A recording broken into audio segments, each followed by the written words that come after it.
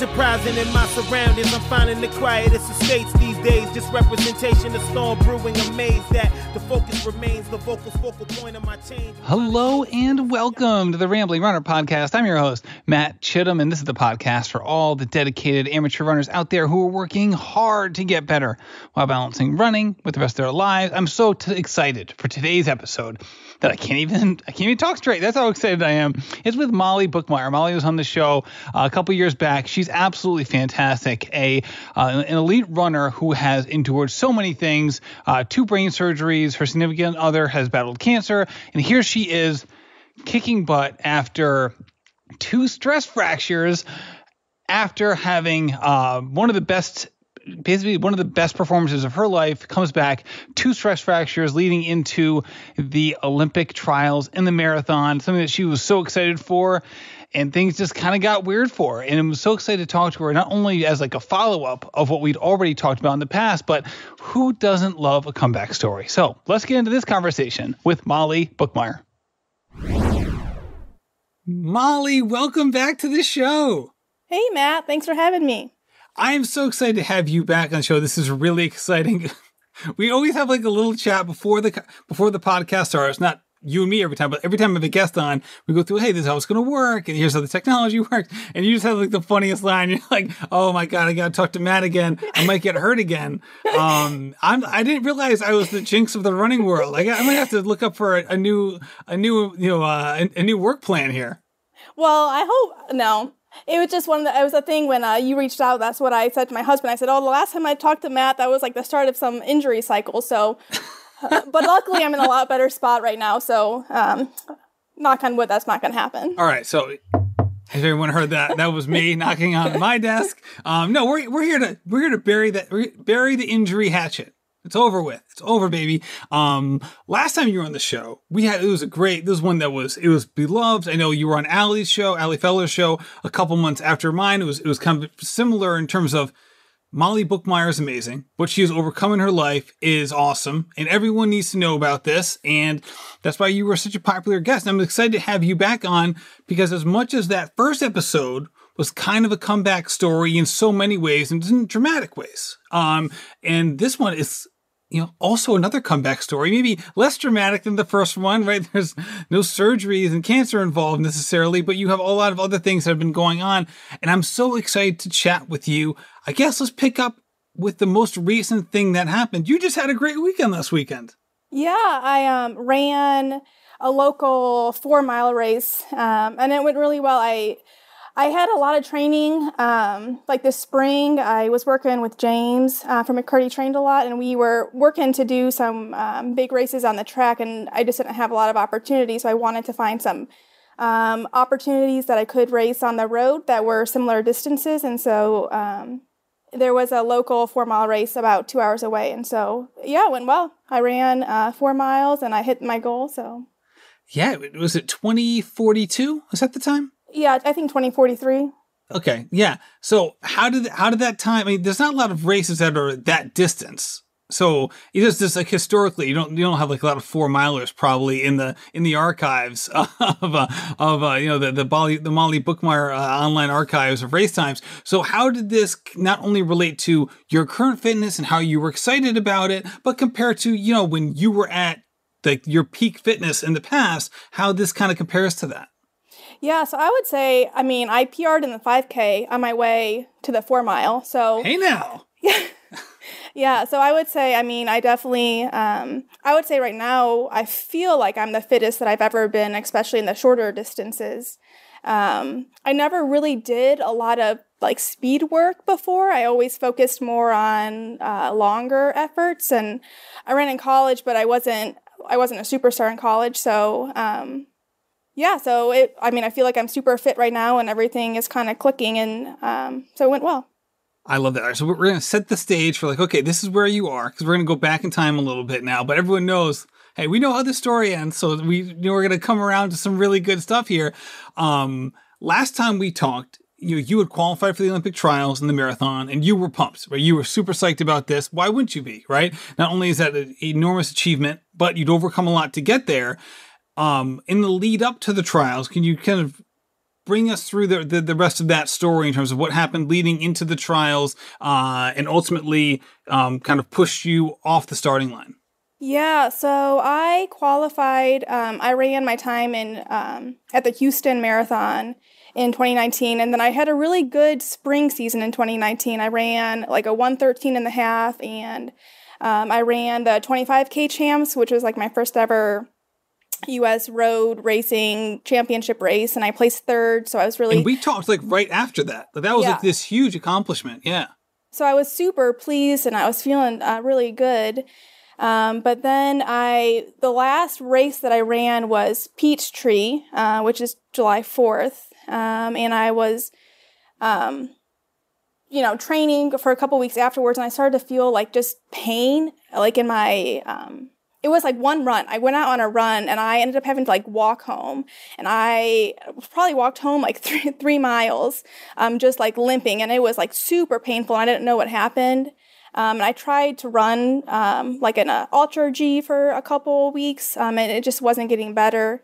So I finally went to the doctor and got some scans, and I found out that I had a sacral stress fracture, which was like a huge bummer because I was like feeling super fit, and I just had a really strong season, and I had some big plans for the fall, and that made me kind of drop out of everything. All right, so for people who aren't aware, what exactly is a sacral stress fracture? It's kind of like, it's in like your butt, I think, like kind of like your tailbone area, on like your left side. I'm not a doctor, but that's where it hurt. Like it hurt down kind of in like my, like where my piriformis and stuff is. And I've had issues with my piriformis muscle before, so at first I thought it was that, but it's like the bottom, like in your hip area, tailbone area. And were they able to tell you why that had happened? No. I mean, I got like, at the time I got scans of like my bone density and everything came back normal. Like everything, all the tests that I did, everything came back normal. And we can get into this later, but now I know that my vitamin D was really low at the time. But when I like had all my blood work done at the time, nobody told me that where my vitamin D came back at was low. They told me it was normal. But fast forward to now, when I get my blood work done, if it came back at the level it was at now, James and some other people would say that it was like way too low for somebody training at the level I was trying to train at. That's a great point, in terms of analyzing blood work for someone in relation to what they're trying to do, right? So there's like societal norms in terms of like, hey, this is like the average or the median levels or whatever. But obviously when someone's putting their body, no matter what sport they're doing, right? If they're putting their body to the test, that can mean different things in terms of where these levels need to be. And that's such an interesting point. And I've heard a lot of coaches talk about that too, that like when they've had their athletes get tested, it has to be much more than, hey, this is normal for another person, because it can be so individualized and just heightened for someone like yourself. Yeah, I mean, I think it was like, because I remember my vitamin D was like at 24, which I think was like on the low spectrum of like for a normal person going to the doctor, but I think as athletes we need to have higher levels, and so now I know that was too low, so I think that was probably a contributing factor, but other than that, everything else I had came back normal. So what kind of rehab is required for a sacral stress fracture?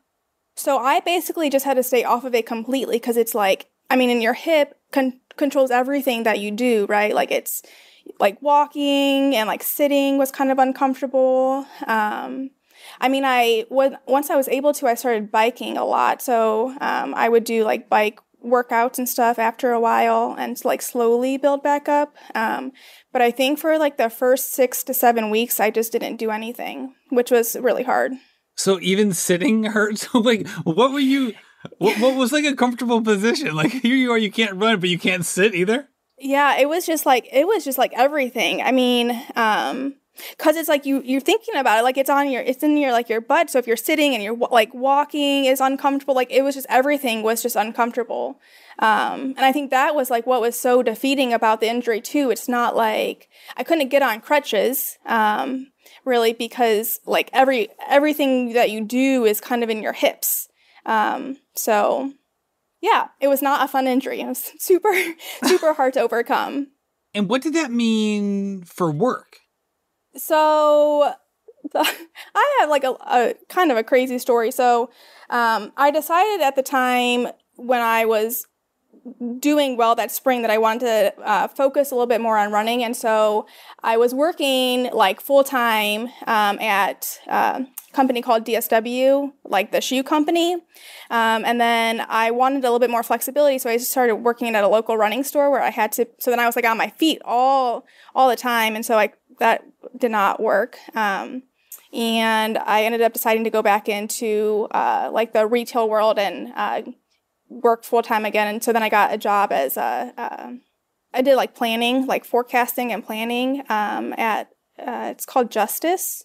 It's like the little girl store. I don't know if you have daughters or not, but I do, yeah. Yeah, they have, it's like little girl clothes and like pink and I don't know, fun things like that. All right, so like were you able, this is like, so you weren't able to really, obviously you can't stand, you can't move around, can't sit down.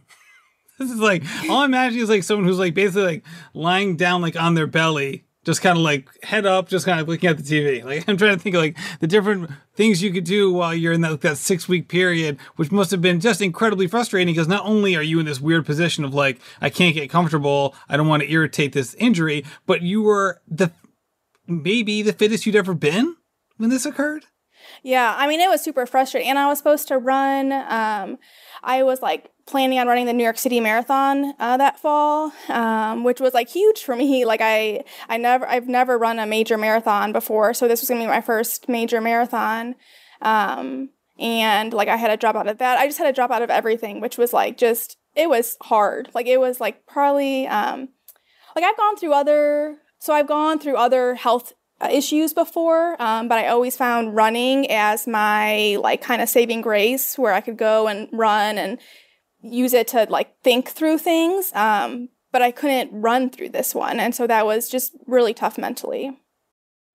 This episode is brought to you by HP Plus. In a world full of smart devices, shouldn't your printer be smart too? It is with HP Plus. These printers know when they're running low, so you always get the ink you need delivered right when you need it. Plus, you save up to 50% on ink, so you can print whatever you want, as much as you want, anytime you want. Huh, that is pretty smart. Get 6 free months of instant ink when you choose HP Plus. Conditions apply. Visit hp.com/smart for details. This episode is brought to you by the NBA. Witness mind-bending competition on the biggest stage between the best players in the world, a place where legends are made. It's impossible jumps that seem to freeze in midair, and spectacular steals that you didn't see coming. It's that one play that lasts seconds that you will talk about for the rest of your life. And let's face it, it's the unpredictability of it all, never knowing when the next big moment will happen. Huge wins and crushed dreams. It's the drama of it all. You just can't make this stuff up. That's the NBA. That's game. The NBA playoffs are happening right now. Don't miss all the action. Oh my gosh, I can imagine. So once that initial 6-week period came to a close and you were able to start being a little bit more active, what was it like getting back into it with, still on the, obviously you had these fall races that you originally planned on being in, but the Olympic trials were still, several months away and something that you've been working towards as well. So what was it like trying to get back into the mix where you could make that potentially a reality? Yeah, so I started running maybe, I don't even remember, maybe like November, and just like slowly building. But I live in Ohio and I train in Ohio. So the most difficult thing about training, and the trials were in February, and I work. So like the hardest piece of it was trying to, it's always hard to train in the winter in Ohio because, you leave work at 5, it's dark, it's snowy, it's icy, and so I do a ton of training on the treadmill. So I started doing, building back up slowly on the treadmill when I could, and then I think I built up, I think by like January, maybe I was running like 60 to 70 miles. And at the time, like obviously before I got the sacral, I was hoping to have like a really great race at the trials. But at this point, I just really wanted to make it to the starting line healthy. So it's more just about building back and doing some longer threshold runs on the weekends. But unfortunately, I ended up pushing it like a little bit too far, and literally like the week of the trials, and like I think it was like we were supposed to leave on like Thursday. On like that Tuesday, like the week before, I started walking around work, and I was like in a lot of pain again, and I remember like going to my manager, and I couldn't walk. And I thought like I was like just gonna, like I took some Advil, and I thought everything was gonna be fine. But I ended up same thing. And I think I knew it this time. Because when I like started driving to the doctor to get MRI, I like started crying. So I went to the doctor and got an MRI, and then I found out like the week of the trials that I ended up getting a femoral neck stress fracture on my left side, which was the same side that the sacral stress fracture was on. So that kind of took me out of the trials completely. Oh, Molly, such a bummer. And I remember reading, I went back in time in preparation for this podcast, but at the time I remember, someone who follows you and been paying attention to what you've been doing, how you had like these posts on your social media, like in the 2 weeks leading in, like, oh, I'm so excited to race, and here's how we progressed. And I came back from my stress fracture, and here I am, and I'm so excited to do this. And then like you had that post of like, I'm not running. Just found out. And it was like a month later, like, hey, still not running. And it was like, I was like, oh my God, like what happened? And when you look back now, it's been over a year, obviously. Can you point to certain things that were either systemic issues with your running, or things that maybe like you weren't doing enough strength training or eating the right way, or anything that you could look at root causes that could allow you to kind of move forward so that these types of injuries aren't going to continue to plague you?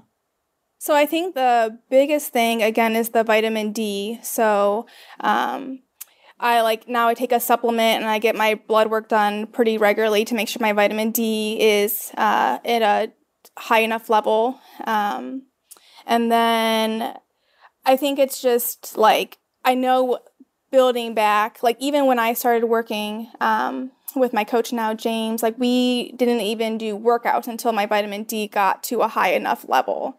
So the only thing that I can really think for both of them together was that my calcium was fine. Everything else was fine. It was just that my vitamin D was too low.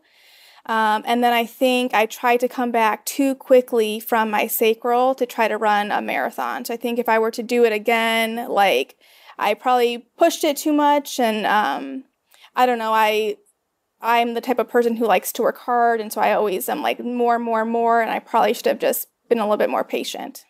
Yeah. And that can be so tough, right? Because like after those injuries, it feels like you've waited forever. Right? Like it feels like 2 weeks for someone not running can feel like, man, this is never ending. I'm never going to be able to run again. And it's so easy to look back kind of with 2020 vision after the fact, to be like, oh, I might have come back too soon at the time. When you were going through it the first time, did it feel like you were coming back too early, or did you feel like in the moment that things were progressing the way that they should? I think there was like maybe in January when I started hitting some big workouts again, like really good workouts. And I think I remember thinking like, ooh, like maybe I am pushing it a little bit too hard. But like, I never really had a ton of injuries before. And so I didn't know what to level it out at. So knowing that, all right, so maybe the incomplete recovery from the first injury, just by a smidge, it sounds like, may have led to the second injury. What was the recovery process like the second time around? Obviously with the hopes of, all right, we don't want this to happen again, and under the guise of like, there aren't a lot of races going on in 2020. So yeah, it's not as if there was maybe this external pressure that the trials would have put on you the second time around. Yeah, so I think the second time I took it like even slower. So, I mean, I think I took 6 weeks off running completely, and then I started biking, and then I started building back running, but I started with like a walk, jog, walk, jog, run, like build back a little bit more. And then I kept my mileage pretty low for like a long time, and I didn't do any workouts. So I didn't push the pace at all. I just did like easy miles pretty much like all summer. And then I decided, I don't know what I'm doing. And so I always had like, when I was running in 2019, I had like some really good mentors help me. And I loved them. They were great and they helped me develop to where I got. But I felt like I needed a little bit more guidance of how to continue like to progress so I don't get injured again. And I come back from this next, like come back from my second stress fracture healthy and able to compete at a high level. So then I reached out to find a coach to help guide me through the recovery a little bit more. Can we talk about how someone at your level finds a coach, right? And it's different than, so I coach a lot of runners through McCurdy Trained, right? And most of them are people like myself, like dedicated amateur runners who have, very important goals for them, but they're not trying to, be, one of the best runners in America, right? There's more like, for them, it's more personal goals as opposed to competition type goals like you have had, right? So when you're looking at, okay, I want to find a coach who can get me to the next level or maybe even a level beyond that, and to do so in a healthy way, what are some of the things that you would do to try to find someone that would fit the criterion and also would be a good fit for you just on a personal level? Yeah, so I reached out to a couple of different people. I think, so I know myself pretty well. And so when I was looking for a coach, like I don't need somebody to hold me accountable to get my runs in, to get my workouts in, to push myself. I need somebody to kind of help guide me. And I wanted to feel like I was a priority to my coach. I know like going back again, like I loved all the mentors I had, but they had full-time like careers and families, and they were so they didn't have a ton of time to dedicate to my development. So I wanted to find somebody where, like I live in Ohio, I'm not moving to, at the time, like I wasn't planning on moving to train with the team. So I wanted somebody, if they were going to be a virtual coach for me, who still made me feel like I was important and they could dedicate the time to make sure that I could get to the places that I wanted to go. And then, I think for me, the biggest thing is just like support and being able to talk through issues that I'm having. Yeah, absolutely. Because we're talking a lot about how you rebounded physically from, these injuries. But the other side of this is just like the mental and emotional side, right? Because you have, getting through these kinds of recoveries can be so frustrating, especially for someone has this as like a central part of their life. What's the emotional side look like for you? Not only in terms of, getting through those injuries, but then here we go again. Like we're trying to ramp it up in 2021 and get you back up to the levels that you were in spring of 2019. And that sometimes isn't necessarily a linear process. Yeah, it was very hard. I mean, it's like super hard to come back. Like it's not easy because you hold certain expectations for yourself. You hold expectations in workout, you hold expectations for races. And I think it's hard to let those expectations go, even though you might know like, hey, I haven't raced in, a year and a half. I can't come back and expect my first race to be the best race that I've ever had. Although we all secretly want that to happen, it's not going to happen. Right? We have the things that we tell other people, yeah. And then the things that we actually tell ourselves and believe in those right. moments. Yeah. So yeah. I mean, like I know I had my first race back was a half marathon in January in Vegas. So I like flew all the way from Ohio to Vegas and like the day before, and I tried to race a half marathon the next morning, and it was like, it just did not go well. And it was not even like, I mean, my time wasn't great, but like I also just felt like horrible. And so I think it's like one of those things where, yeah, I mean, it's hard to accept that like it does take time to come back, because I mean I do too. I look at other people, and some people come back and they run these races and it looks like it's so easy for them, right? But I think for everybody it's a struggle mentally to get back into the racing mindset.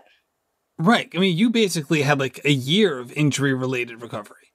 Yeah. I mean, the last race I ran before January of 2021 was July 2019. So it was a long time since I raced. Yeah. So it was, and then it's just like, you compare yourself and what am I doing on the start line with these other women? And it's hard. I mean, I do it. I think a lot of people do it. It's hard to not let those thoughts creep in.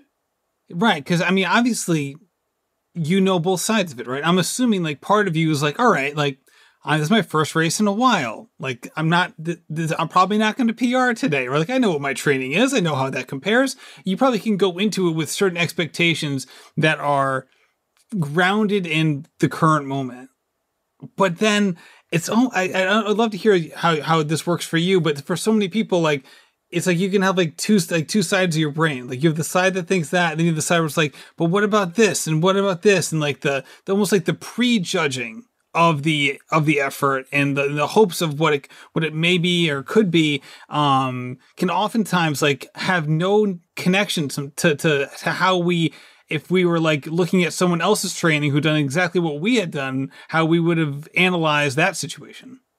Yeah, I think it's like whenever you talk to like a friend, you're always like, it's okay. It's going to be your first race back. Like, you talk to them differently, and then you talk to yourself and you hold yourself to different standards. And I mean, I think that's why, people get to certain levels. Like I want to hold myself to certain standards, right? Because I want to be the very best that I can ever be. But sometimes you need that friendly voice to be like, it's okay. Oh my gosh. I was talking to one of my athletes who's actually been on the show, Marie Maldonado, who's fantastic. And she can be hard. She can be hard on herself in a very similar way. And she has a daughter who runs cross country. I'm like, what would you tell your daughter if she had gone through what we're talking about right now? She's like, I would say this, and this. I'm like, okay, well, you just look in the mirror and say the same thing because it's the same issue. It's the same thing. And just be kind to yourself the way you'd be kind to another person. It really is so similar oftentimes for so many people. But with all of that said, here you are, you come back, right? You're back into the mix and you have this race on Vegas. It doesn't go the way you wanted. But when you had that experience, was it something that you could push past pretty quickly? Because all of a sudden you were at least you've been on the starting line, or was it kind of like a mental setback for you? I think it was okay. I think like I learned a lot of lessons, not even from like racing, but I traveled like 9 hours the day before the race, or I don't know I think it was like, because there used to be direct flights to Vegas. There were no direct flights. There are layovers, and I will never try to travel that far on a plane ride the night before, and then like a 3-hour time difference. So all those things that, planning ahead for races that we typically do, I didn't do any of those things. So I kind of learned those lessons pretty quickly. Like, I don't think I can do all this the day before and work full time and like then come to a race and expect to perform well. I need to give myself a little bit of a break so I can prepare the way I need to prepare to be ready to get into the mindset to race. But unfortunately, I ended up I decided to run like a track 10K in February. And things that went well is that I was like the travel and stuff went a little bit better, but I got really sick after that race. So that was it was like 2 bad races in a row that kind of made me feel not great about my race fitness, even though workouts were going well. And what did this do for your sense of self at this point? Because now you're encroaching on almost 2 years where racing hasn't been going the way you wanted or at all.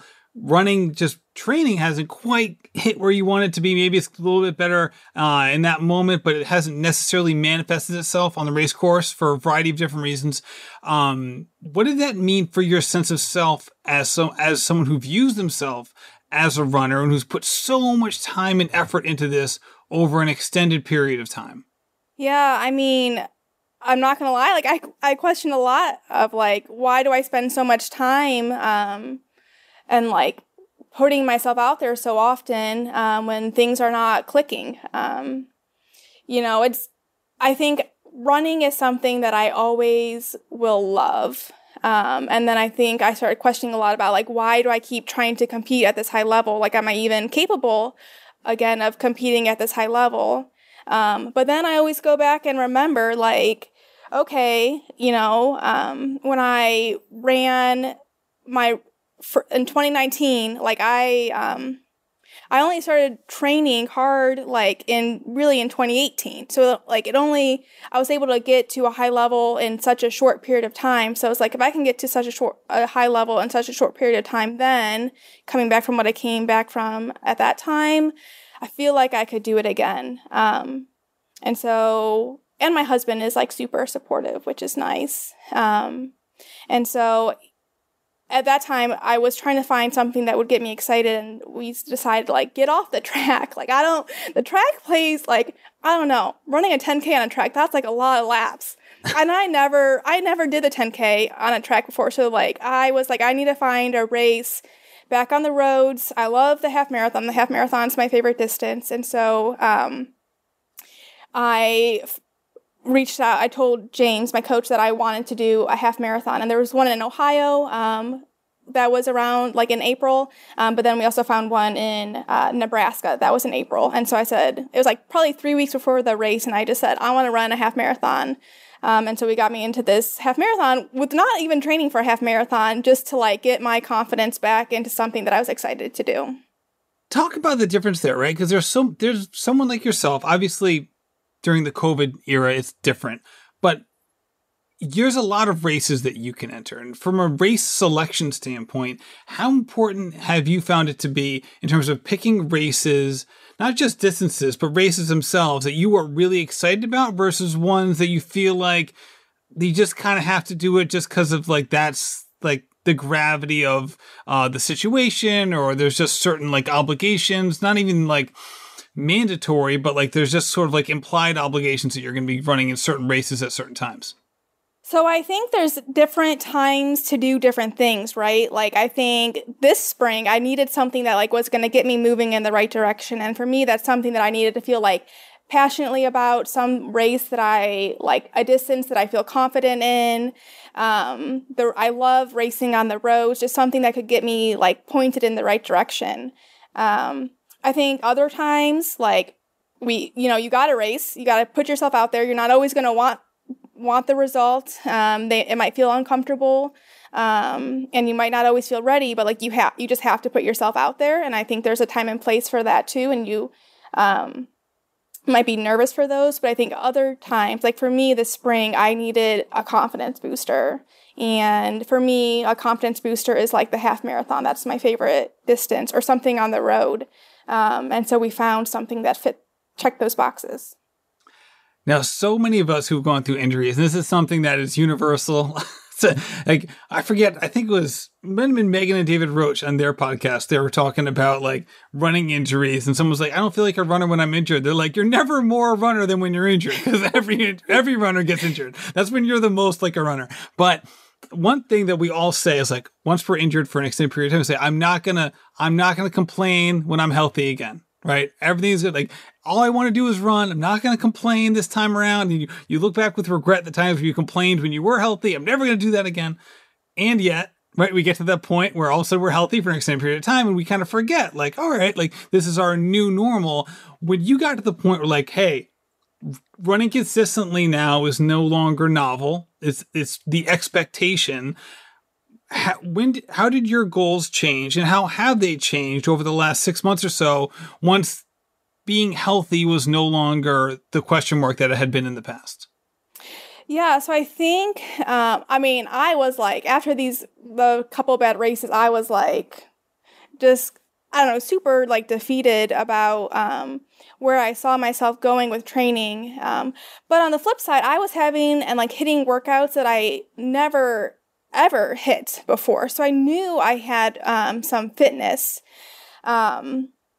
So I think it was just, I always wanted to get, like, I've always had goals that I had written down before I got injured in 2019 that I did not get the chance to hit. Like my marathon PR, like I know I am so much faster than what my marathon PR shows. Is it 2:44:45 or something like that? Mm-hmm. And so like I ran that in Houston in 2019, and that was like, I started CIM before that, and I had to drop out of CIM because I got sick in that race. So I know, just like based on fitness and workouts, I know my PR can be so much faster. So I have these goals, and I leave my goals on my mirror in my bedroom. So I see the goals every day. So I've always wanted to get back to those goals. It's just my confidence was shot for a while, but Had they been the same up there for several years now? Some of them have been the same. Yeah. Would you mind sharing them? Yeah, I mean, in the marathon, I want to go like 2:28. And then my half, so I ran a 1:12 this past spring. And so I really want to get down. And this is like, I mean, this is not like right now, right? My like long-term goals would be get down to like probably like 1:10 if I could, like, which seems like a lot. But again, like, I mean, I don't know. I've been training with James since October of 2020, and then, I ran 6 months later, I ran a 72 after coming back from 2 stress fractures. So if I can just stay healthy, and, keep that confidence in the right spot, I don't know. Who knows what can happen? Absolutely. No, it is exciting to see. And obviously things are trending in the right direction now. So like, hey, let's keep it going. As you have been progressing, and obviously things have really started to pick up steam right now. We talked before, you just ran so well in that 4 milers, had a 5K PR on the way in the middle of a race of a different length, which is always kind of a fun thing to do. And something that I've never experienced before, but sounds awesome. Besides that, you're doing it at a time where, hey, like you're seeing, the women on the track are kicking butt. You're watching the trials and stuff like that. Are you someone who's a fan of the sport generally? Like, were you like keeping abreast of the situation like before the trials and watching them as they progressed? Or is it something that you kind of distanced yourself from since it wasn't like you were competing in it? Oh, I love watching the sport. I love, we always watch whenever it's on TV. We always watch it. So I love watching all the races and stuff. The only race that was super hard for me to watch was the marathon trials, just because that one I was so close to making it to. I didn't get to go to it. But everything else, like, I'm a fan of watching all the girls. I mean, everybody puts in so much work. And I think there's like a level of respect of how much work it takes to get to that level. It's kind of cool to see it pay off for people. Yeah, you're absolutely right. Yeah, it really is so exciting to see people who are at the top of their field compete with other people and really showcase their abilities. That's for sure. Is there a certain event that you looked forward to the most for the trials?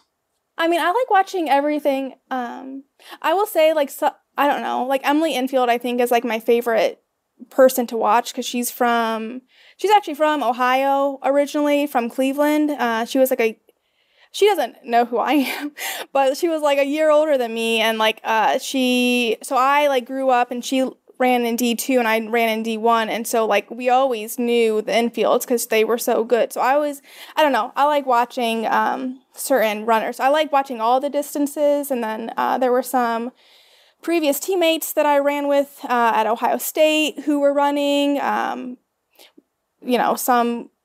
some athletes who qualified to the Olympics. So, I don't know. I like watching all the different events, even like the sprints I love watching. All right. And I know that for fall marathon announcements, they can be tiered, and sometimes you can tell people what you're doing. Other times, if you're an elite athlete, you can't say what you're doing, and there's certain timelines associated with it. I guess first thing, do you know what your fall schedule looks like? And then we can say, how much can you tell us? Yeah, I have some stuff lined up, but I don't think we're still waiting to announce what I'm doing. Gotcha. All right. But you're well aware of what you got coming up? Yes. Yep. And how does that feel, having that on tied down in the future, and like you can really work towards it in a similar way that you had done 2 years ago when things were really clicking? Well, I am super type A. So I really like to have it laid out. So it makes me feel really good to have some stuff set in stone.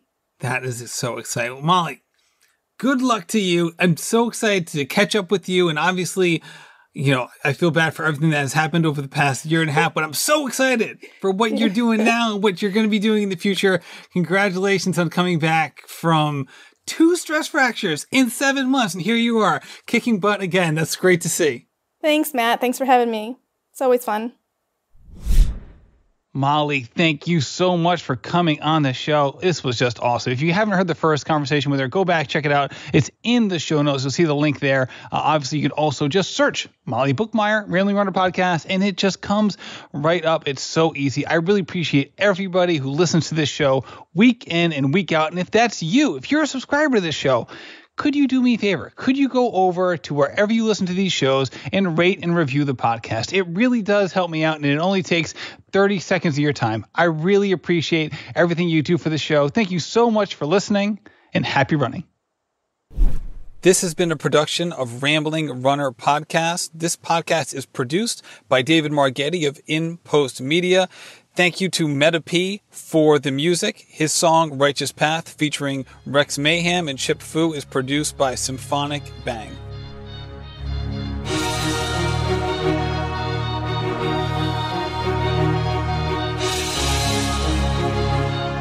Yeah. Enterprising in my surroundings, I'm finding the quietest estates these days. Just representation of storm brewing, amazed that the focus remains the focal point of my change. I'm trying to show this industry I got